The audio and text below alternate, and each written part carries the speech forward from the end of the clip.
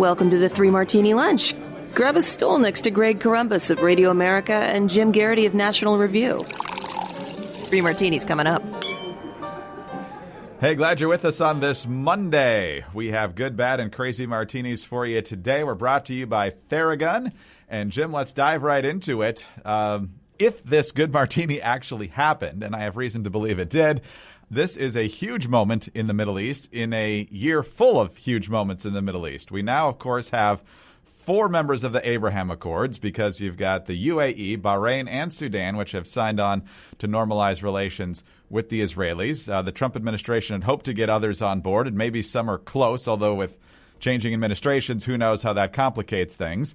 The big fish, of course, would be to get the Saudis on board, and it's possible that things are thawing there even without a formal declaration. Now, the Crown Prince of Saudi Arabia is denying this meeting happened recently with Netanyahu and Secretary of State Mike Pompeo, mind you, in Saudi Arabia. The reason the Israeli media and others think this happened is because, much like we watch private plane flight schedules when it's time to pick a vice president or a Supreme Court justice, that's how they watch this. One of the private planes Netanyahu frequently uses was apparently used to fly to Saudi Arabia. The Crown Prince, again, denying this happened. Netanyahu's not making comment at all. Haven't heard from Pompeo. But, Jim, if this actually happened, this is absolutely monumental. It is monumental. It is a big deal. And it all sounds pretty plausible in light of what we know. We know Mike Pompeo has been in the Middle East for a pretty long stretch.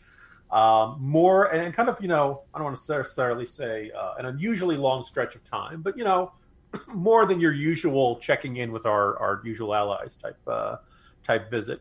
We know that there have been rumblings about this. Trump himself has said that he thought the Saudi Arabian and Israel would be next up. He's been hinting several times that there were other countries that were having these discussions. Many pointed out that Bahrain is unlikely to have gone forward with the Abraham Accords if Saudi Arabia was not giving, at minimum, a tacit approval or non-opposition to that decision.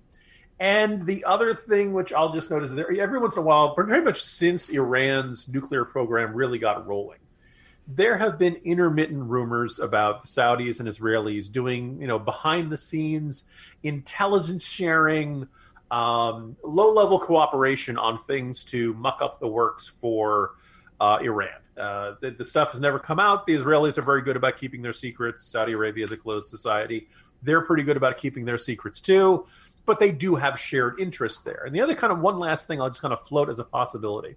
Look, the Trump administration's days are numbered, and Joe Biden is going to be coming in here. Joe Biden is part of an administration that pushed for the Iran deal, and many people suspect that Joe Biden is likely to try to restart the Iran deal and try to get the United States to rejoin the Iran deal because it doesn't, it was never pushed through Congress. It was never, it's all done by executive authority. If you were Israel and if you were Saudi Arabia and you didn't want that to happen, if you wanted to send a signal to an incoming Biden administration that, hey, you don't want to make this move, one of the things you could do is to say, hey, we're on the verge of a major diplomatic breakthrough.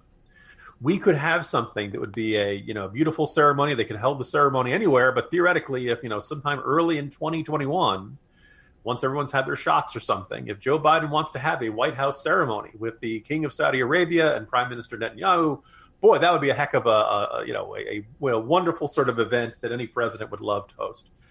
So maybe this is a signal to Biden to say, hey, don't go ahead with your efforts to restart, efforts to allow Iran to have an only civilian pursuit of nuclear energy, and all these other reasons that Israel did not feel particularly safe, and most of the Arab states did not feel particularly safe. So add it all up, I think it's pretty plausible. I think it makes a lot of sense. I think it makes a lot of sense both for those countries, and I hope the Biden administration incoming administration is paying attention.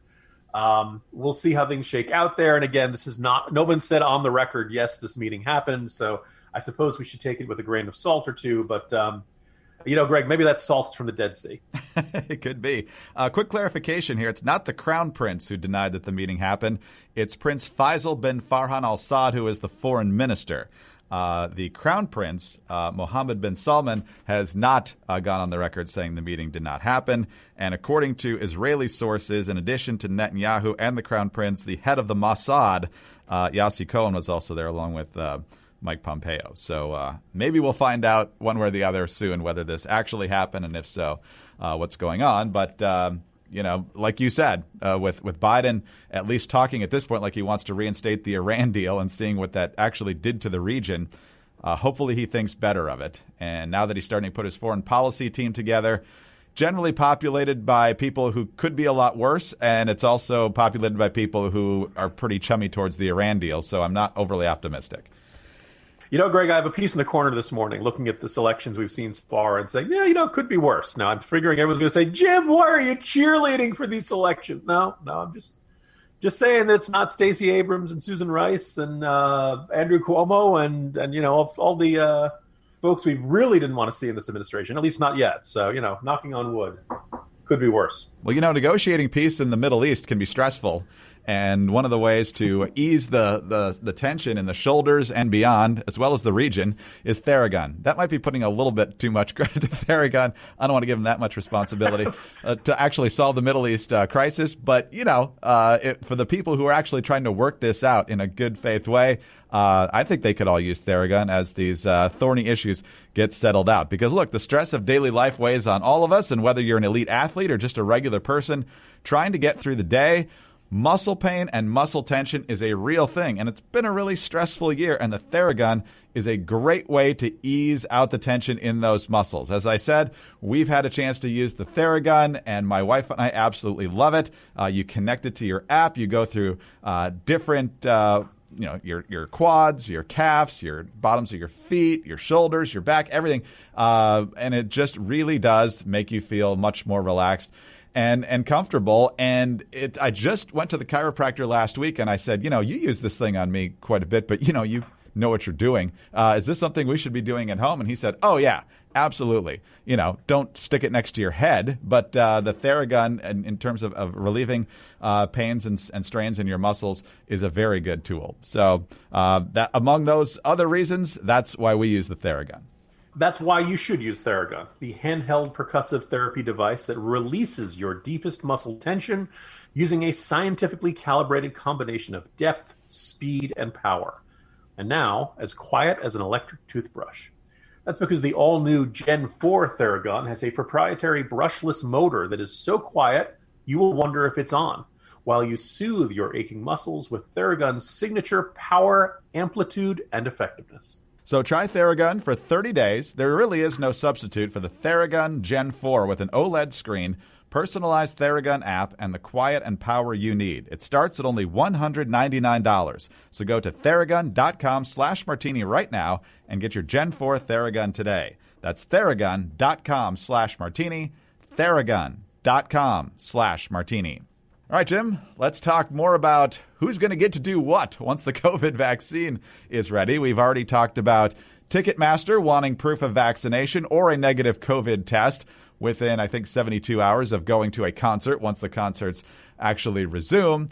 And we said at the time, I wonder if this is going to end up being an issue with airlines. Well, it's going to be an issue with airlines. Qantas CEO Alan Joyce recently gave an interview to A Current Affair down there in Australia. And he was simply asked, once the vaccine's ready, is it going to be required to get on board a Qantas flight? And he said for international flights, absolutely. Alan, when there is a vaccine, are you going to require all of your passengers to be vaccinated before they get on a plane? Yeah, we are looking at changing our terms and conditions to say for international travellers that we will ask people to have a vaccination before they can get on the aircraft. Whether you need that domestically, we'll have to see what happens with COVID-19 in the market, but certainly for international visitors coming out and people leaving the country, we think that's a necessity. Now, Jim, I just want to stipulate that I'm pro-vaccine. I'll probably let more people get in line before I get in just to see what the side effects are once this comes out. But I'm pro-vaccine. What I'm very anti is mandatory vaccine. You have to let us inject this into your body.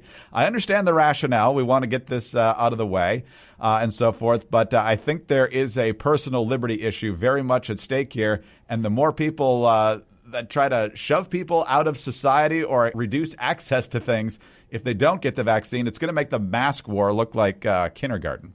Yeah, look, in all of these conversations, the phrase "when there is a vaccine," that phrase is doing a lot of work in that sentence because I believe the head of Operation Warp Speed said that, they basically, as soon as it's approved by the FDA, and they're looking at, it takes about 24 hours to get the approval and ship it out. They think by December 12th, meaning just, about 2 weeks after Thanksgiving, Americans could start getting the vaccine, which would be a remarkable and fantastic achievement. And they said, we're going to have millions available this year, not enough for all Americans, of course. And so the interesting question will be, my assumption is that it's going to be administered by states. Different states are going to have different standards as to who get it first. I assume most states will have, let's do first responders and medical personnel, people who are constantly being exposed to the virus. If they haven't caught it already, let's vaccinate them first.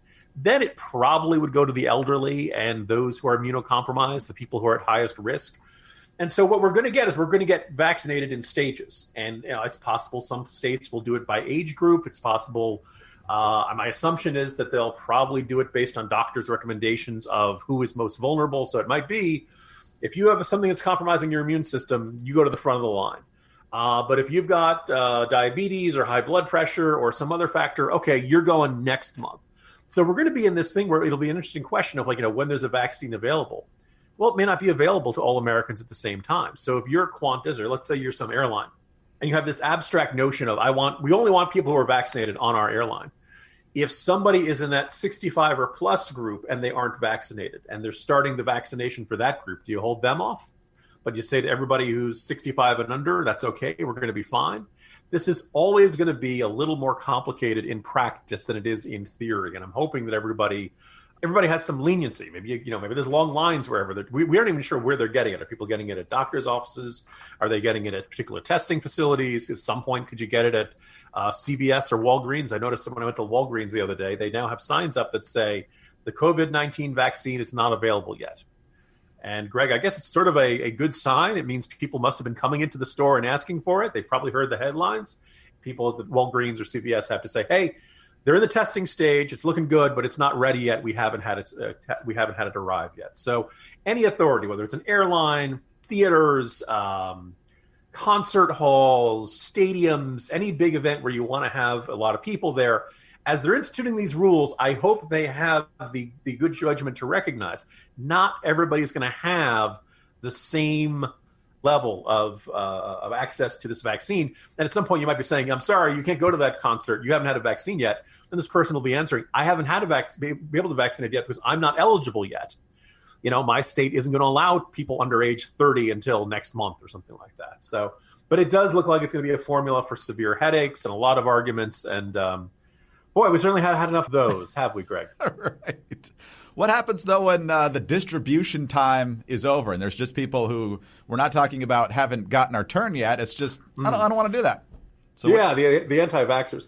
By the way, the aspect of it's interesting, Greg. Every once in a while, you'll see two news stories that go back to back, and it'll be something like, new polling indicates that surprisingly a high percentage of Americans don't want to get the coronavirus.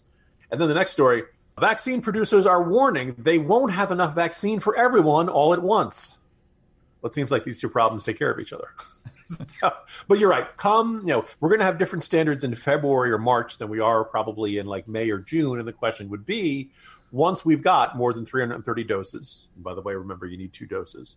The question will be for those folks who've said, I don't trust the vaccine. I know millions of people have had it. I know everybody says it works, but I'm worried that it's going to cause me to grow a third eyeball or whatever, things they're worried about. And at that point, you'll start seeing people being, shut out of public events and maybe public transportation. Who knows? I don't know how you're going to be able to check this on such a regular basis, but at some point, it might require you to get some sort of, I don't think something on your phone or some other way of indicating. I don't think, by the way, tattoos or the Bill Gates plan to implant microchips is really going to work either, by the way.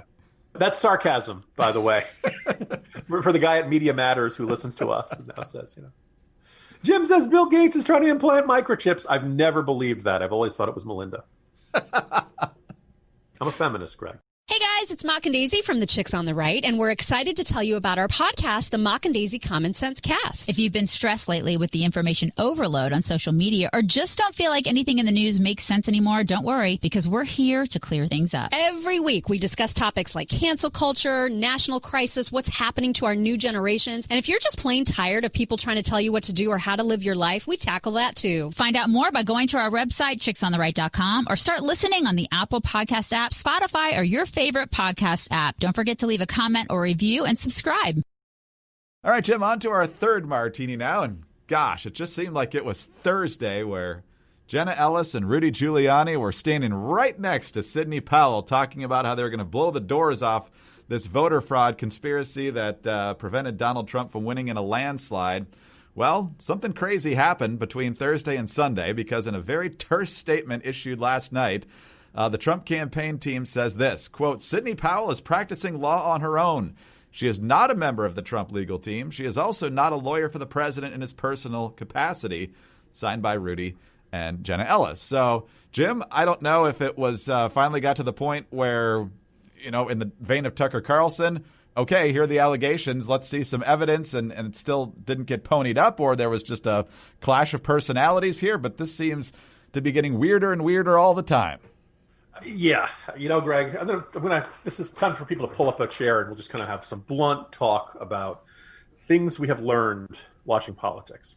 You can be very, very bright and you can be very, very accomplished and you can still be crazy. You may remember the story of Lisa, I believe it's Nowak, who was an aeronautical engineer, former U.S. Navy captain, and then Navy astronaut. And she's the one who drove halfway across the country to accost and pepper spray a woman who was involved with the other astronaut. Remember, this was the you know, basically the astronaut who went nuts. Crazy people walk around, generally functional, until you ask them about a particular topic, and then all of a sudden you find out they believe the moon is made of green cheese, or that the Earth is flat, the moon landing was faked, or some other nutty, belief that is contradicted by all known facts, right? In today's Morning Jolt, I try to go through a whole bunch of arguments by the president's legal team, and particularly specializing on Sidney Powell, who had speculated that Republican candidates had also paid to have the Dominion voting system rigged to work for them. She also had speculated that the effort by the using Dominion systems to fix the vote was either missed by DOJ, she said the National Security Administration, I think she means the National Security Agency, Department of Homeland Security, and FBI, or they were complicit in it, and she said she's pretty sure the CIA had a hand in it. She also said that the Department of Defense had been working with Bernie Sanders and AOC how to commit sabotage in their offices. And then finally, I think probably the one that really was just the cherry on top was her assertion that Democrats had used the Dominion voting machines in the Democratic primary of 2016 to ensure that Hillary Clinton would beat Bernie Sanders, that Bernie Sanders then learned about it, and Bernie Sanders sold out. He'd decided not to stand up for his rightful win. He was somehow bought off or something like that. And what's more, that apparently the Hillary Clinton use of this Dominion system to fix elections, Greg, I guess they just stopped using it because she lost the 2016 presidency. She's like, oh, we're going to use this way of guaranteeing a victory in the primary. Yeah, then shut the machines off. We don't have to worry about it against Trump. Clearly, at some point, this became too much for the Trump team, for even Rudy Giuliani, even for Ellis and all that stuff, and they have cut ties to her. Now, this should not come as a giant shock. Her statements went pretty far. All of these voting machines get checked by people of both parties before they get used. And a whole bunch, for this conspiracy to work, you would have to involve lots and lots of Republicans, at every level, including pro-Trump Republicans. I mean, you really have to buy that Ron DeSantis is in on it if he's saying, hey, it's okay to use the Dominion voting machines. It is cuckoo for Cocoa Puffs. It is kind of infuriating, and it's kind of an indication. Like I'm in addition to everything else, Greg, for the last couple of days, I've been laying out all the different ways this conspiracy theory doesn't make sense. And I've run into people who have said, you just wait and see, Jim.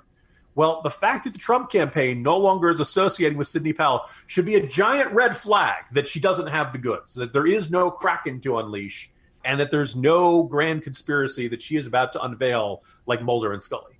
And I think it's time for these people to, you want to go up to these people and kind of shake them and say, you have bought into something that is completely made up, that there is no evidence for this, and you're following a crazy person. And I'd really like to see people stop following the crazy person. But Greg, it's the internet. I really should probably not get my hopes up too high. Wow. More twists and turns all the time. So, Jim, I guess that's enough for a Monday. We'll see you tomorrow. Yeah, see you tomorrow, Greg. Jim Garrity, National Review. I'm Greg Corombos, Radio America. Don't forget about our friends over at Theragun, theragun.com/martini. Also, please subscribe to the 3 Martini Lunch podcast. Please leave your kind comments and your 5-star ratings. We always love those. You can also get us on those home devices. Just say, play 3 Martini Lunch podcast. Have a great day, and join us Tuesday for the next 3 Martini Lunch.